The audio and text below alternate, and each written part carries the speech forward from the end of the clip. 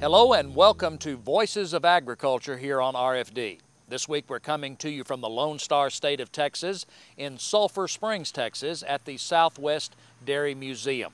This area is one of Texas' most important dairy-wise, and we'll have a report on the beleaguered state of the dairy industry. We'll also have a look at the Texas Farm Bureau's Grocery Price Watch. Grocery prices are declining here in Texas. And first up, Matt Felder has a report on the recently completed session of the Texas Legislature. The 81st legislative session brought a swath of issues, both big and small, for Texas Farm Bureau.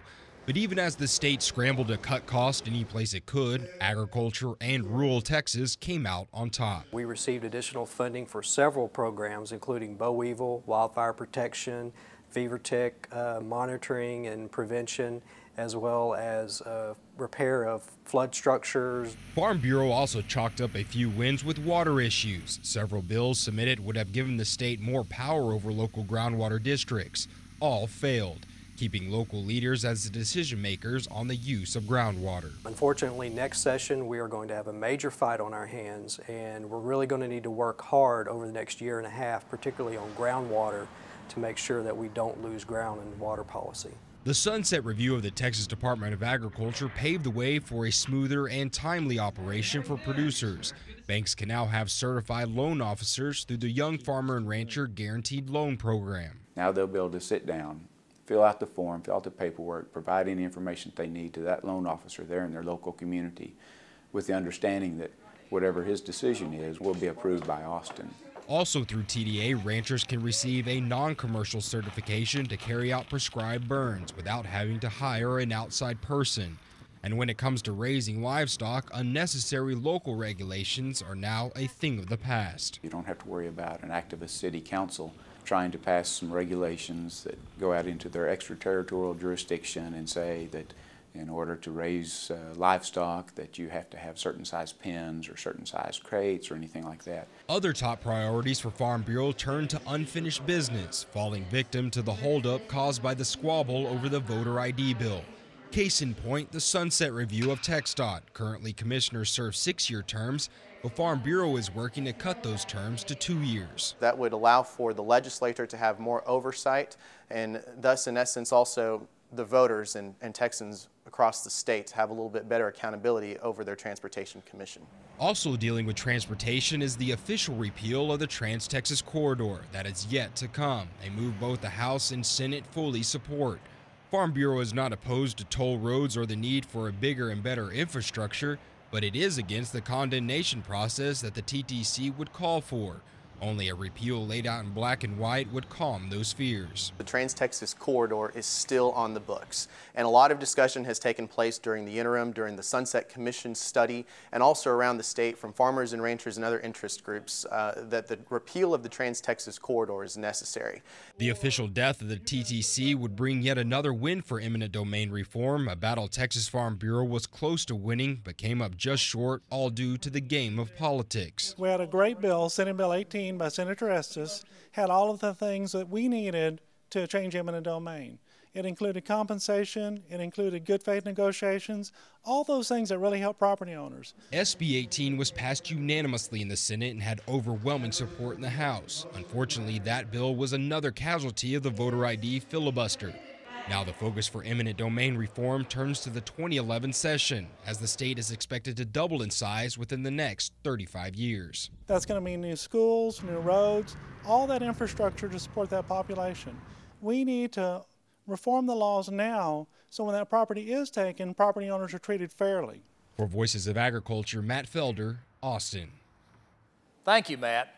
We're here now inside the Southwest Dairy Museum in Sulphur Springs, Texas, where the history and the memorabilia of this industry from this state and all across the Southwest is displayed.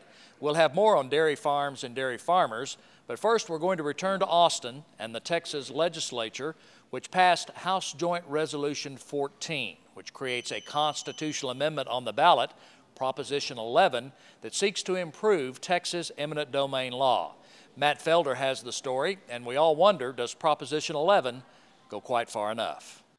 On the hallowed grounds of the Alamo, a place where an epic battle over land took place 173 years ago, Governor Rick Perry signed House Joint Resolution 14, and with it, strengthening the rights of private property owners. More than 90% of the land in this state privately owned. And we owe it to our citizens to protect their rights as landowners, members of the community. Like many booming states, Texas faces a balancing act of taking land to meet the needs of a growing population and the respect of private property rights. HJR 14 is a stepping stone to do so, a constitutional amendment that raises the bar on eminent domain authority, making the condemnation of property more difficult and refusing the taking of land for economic development. It's the first step in our process of getting eminent domain like we want in Texas. We're a little disappointed about Senate Bill 18 not being approached because we think there's a lot of issues in Senate Bill 18 that would address a lot of our issues. In the end, come November, voters will have the ultimate say on whether the amendment is tacked on to the Constitution. We hope that the people of the state of Texas will turn out strong and support this very strong policy statement to support and protect private property rights in the state of Texas.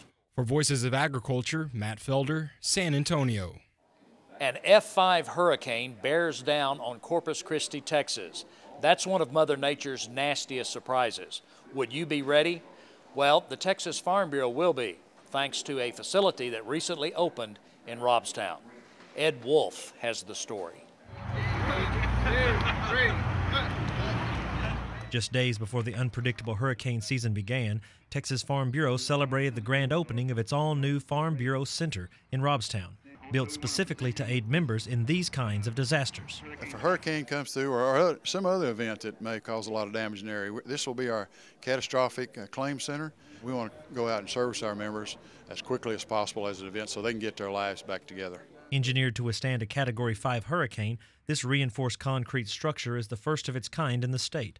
The 8,500 square foot office space will be shared by the Nueces County Farm Bureau and the TFB Insurance Company's Claim Center, formerly located in Corpus Christi. It's a big plus for us to be able to have our agency side, which sells the insurance, but also the claims adjuster side in the same building. That way, if someone has a claim or a problem, they can immediately get service from either branch. The new Farm Bureau Center is positioned to respond to emergencies between the Rio Grande Valley and Houston, offering one-of-a-kind service to this coastal area of Texas. This is a self-contained operation, and you know that you're going to get service and satisfaction from your policy, whatever that is, whether it's auto or home, in those kind of emergency situations, and it's just tremendous. For Voices of Agriculture, I'm Ed Wolf in Robstown. We'll be right back on Voices of Agriculture with a look at the Texas dairy industry. Are you a Texan? Are you a farmer or rancher? Is Texas agriculture important to you? Do you care about the future of rural Texas? Perhaps you're concerned about property rights, stewardship of the land, and the next generation of farm and ranch families. If any of this describes your thinking, then you belong in the Texas Farm Bureau. Make your voice heard in the organization that is the voice of Texas agriculture. Call your County Farm Bureau office or visit us on the web at www.txfb.org. We're back at the Southwest Dairy Museum in Sulphur Springs, Texas, Hopkins County, in the creamery of that facility, and momentarily Don Smith and I are going to enjoy some ice cream. But Don Smith is a longtime Texas dairy leader and a dairyman here in the Sulphur Springs area. And Don, if you would please, before we enjoy this delicious ice cream, would you please tell us a little bit about this facility? This facility, Gene's about 21, 22 years old. It was started as an educational facility for the dairy industry. It's funded by dairy checkoff dollars. Dairy checkoff is just like a lot of other checkoffs. We spend 15 cents a hundredweight for education and promotion, and 10 cents of our dollar comes here. This museum collects somewhere between $10 and $15 million a year from dairymen all over the Southwest, from Texas, Louisiana, Arkansas, Oklahoma, New Mexico, and we have a really good thing going. This is the place that a lot of people see the mobile dairy classrooms with the cows that go all over the state. This is their home, and this is their home base. This is where they come from, and that's all funded with dairy checkoff dollars. And right here in Hopkins County, and Hopkins County is, of course, one of the largest dairy-producing counties in the state. You know all about that, but the dairy business has been a little rough lately, hasn't it? Yes, the last few months have been real tough in the dairy industry. We saw some really good prices in '07 and the early part of '08, but since about last August or September, prices have been headed south, and they just continue to go south. My wife and I have been in the dairy business now since 1969. I've been in it since 1967, and this is probably the toughest prices we've ever seen. We're seeing, you know, $10 for feed and $10 for milk. And that really just doesn't work because cows do produce more milk than just a little bit, but the efficiencies just run out. And we're really seeing some tough times. Here in Hopkins County, even in the last probably 6 or 7 months, we've lost, close to 10 dairies, I guess, that have gone out one way or the other. And although all those cows didn't leave the county, some of them did. So we've seen some real tough times. Well, and you didn't mention the cost of regulation, and the dairy business is probably the most regulated agricultural enterprise there is. That's costly as well, isn't it? Well, it is, and it's a dead cost, Gene. The regulation, we're regulated through EPA and through TCEQ here in Texas. And a lot of dairymen just have a real problem being able to produce not just good, wholesome milk like they want to, but then they have to go by the regulations that are sent down from the Clean Water Act, really. That goes way back into the 70s, I think, and that's up for renewal now.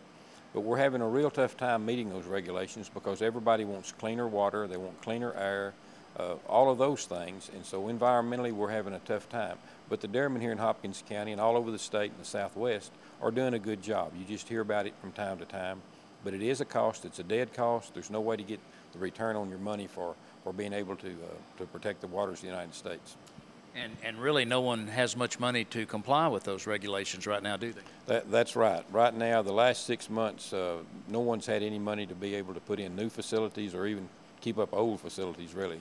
And so it's really a drain on their economic aspects of the dairy as to whether or not they're going to cash flow. Most people aren't cash flowing anyway, and if you add you know, another $10, $12, $15, $100,000 for environmental regulations, then you're certainly not going to do it. And many banks aren't loaning money right now at all to any dairyman for anything. They're keeping good dairymen going, but they really don't want to put any money in regulations right now. You think there'll still be a dairy industry here in Hopkins County and Erath County and other places 5-10 years from now? We think there will be. We can't speak for Erath County because they have a population growth over there that we haven't seen here in Hopkins County yet. Hopkins County for years was the #1 dairy county in the state of Texas. We've had over 500 dairies here as late as really about 1992. We're down to 116 dairies now, but we're not producing much less milk now than we were in 1992. But compared to some of the counties in West Texas where it's easier to meet environmental regulations, where you can get more milk per head, it's just tough here in East Texas. But we have some advantages here in East Texas too. The #1 being transportation. Milk is going to flow to where people are. And we're close, of course, to the Dallas Metroplex area, but our milk here in Hopkins County primarily goes to the southeast, which is very deficit in milk. My milk this morning is going to maybe Hattiesburg, Mississippi, may wind up somewhere in Florida, may wind up in North Carolina, but anywhere in the southeast. And so we have a transportation advantage, and we're going to capitalize on that here in this area. Don, here's hoping for better times ahead, and thank you for joining us today. Thank you, Gene. We always appreciate you being in Sulphur Springs and certainly at the Southwest Dairy Museum today. And right now, we're going to enjoy this ice cream here, and we'll be back with more Voices of Agriculture right after this. Decades ago, Americans started leaving the farm for other professions and pursuits. The farmers that stayed fed America and much of the world. Today, we grow more food than ever, and it's better, safer, and healthier. We live in the land of plenty, thanks to modern agricultural technology and the skills of our farm and ranch families. This message is brought to you by the Texas Farm Bureau, the voice of Texas agriculture. Today's abundance of food and fiber is brought to you by America's farmers and ranchers. Voices of Agriculture and Texas Farm Bureau have been helping you keep an eye on grocery prices. Ed Wolf reports on the Texas Farm Bureau's Grocery Price Watch team. Tough economic times have Texans watching every dollar spent these days. Many of life's necessities like food, fuel, and clothing cost quite a bit more than they did just 5 years ago. Sadly, when prices were at their worst, many tried to point the finger of blame at farmers. So Texas Farm Bureau decided to set the record straight, and with the help of a number of volunteers, launched the Texas Grocery Price Watch to keep tabs on the price of food items for those living in the Lone Star State. Our district director, Richard Cortese, called me. We had volunteered anything he needed help with that we would help. He said when it first came up in the Waco office, he immediately thought of us. So he called me and we volunteered to do it. Well, anytime your husband's involved in something on a farm, you're involved in it. So whether it's Farm Bureau or whether it's pasture, you're involved in it too. The Schusters are both retired school teachers who for years ran a roadside fruit stand just outside of Mexia. Edmund and his grandson still keep a sizable commercial vegetable garden, so he jumped at the opportunity to help. I thought it would be something that would be unique to do. We have 3 basic grocery stores here in Mexia, and I did the grocery price checklist at one store, and I'll do it at another different store this next time. The 16 items included in the study are many of the most common food items found in any refrigerator or pantry in the state, including bread, milk, cheese, and beef. Though the American Farm Bureau Federation already conducts a similar survey on a national scale, their findings don't accurately reflect the food prices on Texas store shelves. I'm sorry that the price of bread is so much in New York or the price of something in California is so much, but I'm really interested in what the price is here in Texas. The Schusters, along with 24 other volunteer shoppers from across the state, will conduct the Grocery Price Watch survey once every quarter to keep Texans informed of the fluctuating food prices and to let folks know that farmers are not the driving force behind them. They never get the credit for feeding the nation, but they always get the finger pointed at them when prices are high. And people just don't realize that there may be a middleman in this business or that business, but there's middlemen in farming too. And the farmer doesn't make all that profit. For Voices of Agriculture, I'm Ed Wolf in Mexia. Texas is home to one of the world's oldest, most expensive, and most beautiful herds of horses. In fact, the breed traces its roots back to before the time of Christ. Here again is Matt Felder. Its name is an Akhal-teke, the world's most ancient horse breed, but calling it just a horse would be like calling a Rolex just a watch. Russian Tito Pontecorvo has bred the rare breed for over 30 years. When I saw them, I was just amazed. I saw my first Akhal-teke that I saw was in Russia. He was yellow with a very long neck, looking very proud, and when I saw him, I just couldn't have other horse. Tito's work is known all over the world, producing numerous Akhal-teke champion show horses. Renowned for their exceptional speed, beauty, and strength, the ancient equine has been coveted by royalty throughout the ages. They are the ancestors of world-famous breeds such as the Arabian and English Thoroughbred. Less than 3,500 roam the earth today. In search of a warmer climate and new buyers, in 1997, Tito and wife Natasha packed up 70 of his most prized horses and headed for Stockdale. You need to make people to come to see the horses, because photos give something about the horses, but it's not to see them alive. If you care to buy one, be sure to bring your checkbook. Prices range from $25,000 to $50,000. Some stallions bring in as much as 6 figures. But people are showing up to see them from far and wide. Vancouver residents Carrie Jo Stewart first flew to Stockdale 4 years ago to buy a mare. They're so much more than a horse. They're so practical from a riding standpoint. They'll go hundreds of miles and they just keep going. And then just to look at, there's such extreme beauty that it's just amazing. On this trip, meeting Stewart in Stockdale is Willie Lockhart, a citizen of Uruguay, now the proud owner of his first Akhal-teke, a 10-year-old stallion named Dutar. Quite exciting, because after reading so much about these horses, I learned that they are a special breed, very friendly, very close to human beings. They need to be well treated. Dutar will be the first Akhal-teke in all of Latin America, and Lockhart plans to start his own breeding program, hoping to generate interest in surrounding countries. Though managing a much smaller number these days, about 20 in Stockdale and 60 at his ranch in Dubna, Russia, Tito and Natasha are inching closer to forming the American International Akhal-teke Registry Corporation, an organization that will make Akhal-tekes more well-known all over the world, while ensuring their pure-blood pedigree and legacy remains intact. When I come down and see the horse, I'm happy, I'm relaxed. I'm just happy. I love these horses. For Voices of Agriculture, Matt Felder, Stockdale. Still to come on Voices of Agriculture, we'll visit the first all-green tractor dealership located right here in Texas. Stay tuned. Agriculture is Texas' renewable industry, not only growing food and fiber for Texas families, but creating 1 in 5 Texas jobs. I'm Mike Barnett, editor of Texas Agriculture. In our publication, you'll read profiles of the trendsetters of agriculture in the Lone Star State. We'll bring you profiles of farmers and ranchers surviving and thriving on the land and the issues shaping the future of rural Texas. Read all about it in Texas Agriculture, an exclusive benefit of your Texas Farm Bureau membership. Everyone, it seems, is more environmentally conscious these days, but can a tractor dealership go green? Ed Wolf went to Bonham, Texas to find out. From the outside, Tractor City in Bonham looks like any other Massey Ferguson dealership across the country. But the 3 60-foot wind turbines gives us a hint that looks can be deceiving. This is a facility that is 100% green from the ground up. Everything here was used from a renewable resource. Seeing the need for a tractor dealership in the area, David Cardile researched, designed, and oversaw the construction of this environmentally sensible facility. I pretty much just got a pen and a piece of paper and just kind of figured out what I wanted to do and how I wanted the building to look. I'm not a general contractor by trade, so I knew nothing about building a facility, but I do now. And I could build the second one with no problem, but the first one was a real chore. Billed as the first all-green tractor dealership in the United States, the building is made from 1,386 car motors melted down and recycled into steel. The large expanse of concrete is composed of 80% Portland cement and 20% fly ash, a byproduct of coal after it's been burned.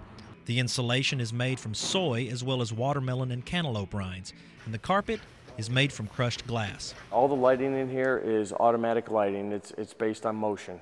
So when you walk into a room, the lights go on, and after you leave the room, within 3 minutes, the lights go off. We have flash hot water where we don't have any hot water heaters here cooking water for 24 hours a day. We collect our rainwater, and we use it to run our restrooms. This Fannin County rancher's commitment to efficiency isn't limited to just renewable building materials. Our air conditioning is submerged under cement. It's 250 feet in the ground. We have no external units on this building. We pull the heat from the building back down the ground, and when it comes back out, it's 62 degrees. We generate all our own power here for our needs. All our excess power that we generate day and night is sent back to the power company for a credit. Even the brush cleared to make room for this eco-friendly business was chipped and recycled back into the soil by machinery running solely off of biodiesel. Cardile says going green is easier and less expensive than one might think. If you find the right contractors that do excellent work, you can really save money building a green building over a conventional building. Tractor City provides a one-stop shop for the local ag community. And this Farm Bureau member hopes it also sets an example for what he says is the wave of the future. The conventional ways of building they're just not feasible any longer. And we need to reuse our resources that we have in this country. Reporting from Bonham, Texas, I'm Ed Wolf for Voices of Agriculture. Well, that's our show for this week. Thank you very much for joining us. Please visit us on the web at www.txfb.org. While you're there, send me an email and let's talk about things you'd like to see on Voices of Agriculture. Remember, it's August in Texas, very hot, very dry. Let's conserve water and please be careful with fire. We'll see you next time on Voices of Agriculture.